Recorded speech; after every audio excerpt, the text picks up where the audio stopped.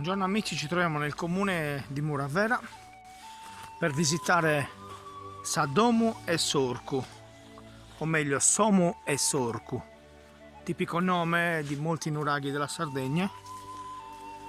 È un po', come possiamo vedere, avvolto in questi lentischi. È difficile anche passare, ma come sempre andiamo avanti. Eccolo qua, rimane qualche filare per un'altezza circa di 2 metri. Ecco qua, totalmente in granito, molto bello. Adesso facciamo un giro e vediamo un po' com'è. È distrutto.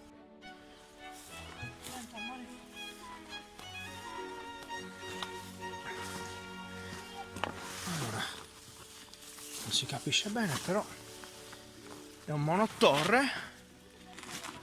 monotorre possente, perché guardate questi macigni ciclopici davvero importanti. Ecco qua, vediamo la Tolos. Come possiamo vedere siamo all'interno, ragazzi.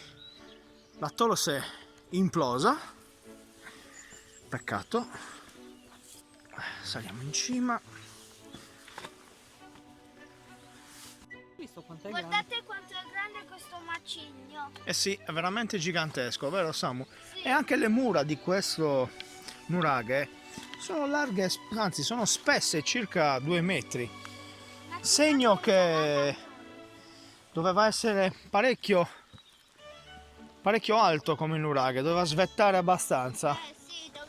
Anche perché da qua, vi faccio vedere, si ha pieno controllo, non so se riusciamo a inquadrarlo, sul mare,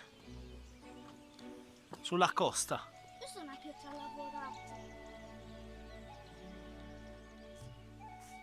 Bene amici, da Nuraghe Somu e Sorku di Muravera è tutto.